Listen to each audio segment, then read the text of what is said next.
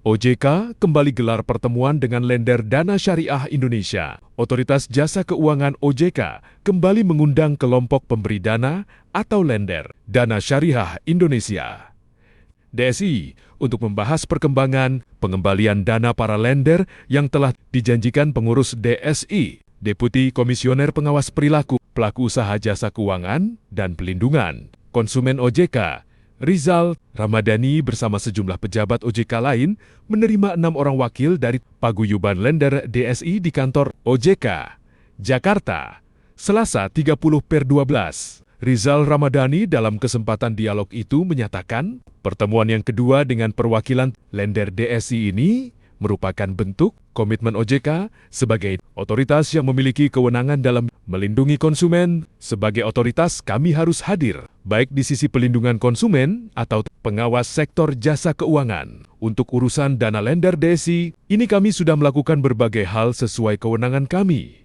kata Rizal. Seperti dilansir dalam siaran pers OJK, Rabu 31/12. Sebelumnya, OJK pada 28 Oktober tahun 2025 lalu telah memfasilitasi pertemuan antara wakil Paguyuban Lender DSI dengan Direktur Utama PT DSI Taufik Al-Jufri sebagai tindak lanjut atas sejumlah pengaduan masyarakat yang masuk dalam saluran pengaduan konsumen OJK mengenai tertundanya pengembalian dana maupun pembayaran imbal hasil dari DS. Dalam pertemuan 28 Oktober itu, Taufik Al-Jufri menyatakan bertanggung jawab menuntaskan kewajiban pengembalian dana kepada lender secara bertahap sesuai kemampuan dan rencana penyelesaian yang dalam. Penyusunannya akan melibatkan kelompok lender dan kemudian disampaikan kepada OJK sebagai tindak lanjut dari pengawasan yang dilakukan terhadap DSI. OJK telah berkoordinasi dengan berbagai pihak, termasuk PPATK dalam rangka penelusuran transaksi keuangan DSI. Kami akan melakukan best effort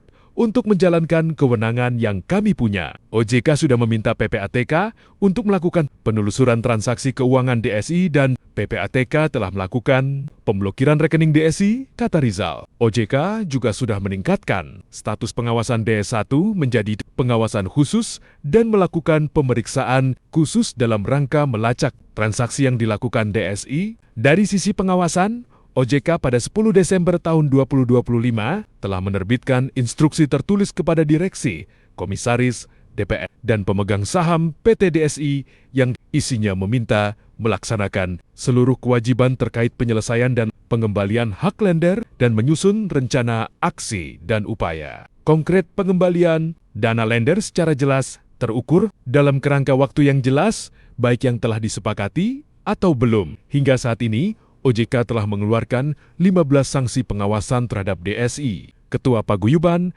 Lender DSI Ahmad Pitoyo dalam kesempatan itu meminta dukungan OJK untuk mendapatkan kembali dana yang diinvestasikan melalui perusahaan tersebut. Sanksi-sanksi administratif kepada DSI sebelumnya sebagai bagian dari langkah pengawasan, OJK telah mengenakan sanksi pembatasan kegiatan usaha PQ kepada PT Dana Syariah Indonesia sejak 15 Oktober tahun 2025.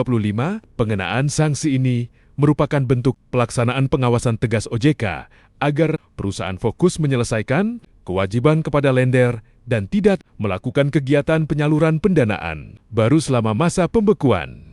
Berdasarkan sanksi tersebut, DSI dilarang melakukan penggalangan dana baru dari pemberi dana lender maupun penyaluran pendanaan baru kepada peminjam borrower dalam bentuk apapun, termasuk melalui website, aplikasi, atau media lainnya. DSI juga dilarang melakukan pengalihan, pengaburan, pengurangan nilai, atau pemindahan kepemilikan aset, baik sebagian maupun seluruhnya, kepada pihak lain tanpa persetujuan tertulis dari OJK, kecuali untuk memenuhi kewajiban sesuai ketentuan perundang-undangan. Selain itu, DSI tidak diperkenankan melakukan perubahan susunan direksi, Dewan Komisaris, Dewan Pengawas Syariah, dan pemegang saham yang telah tercatat dalam data pengawasan OJK, kecuali dalam rangka memperbaiki kinerja, memperkuat permodalan, serta menyelesaikan permasalahan dan kewajiban perusahaan. OJK juga memerintahkan DSI untuk tetap menjalankan operasional perusahaan secara normal, melayani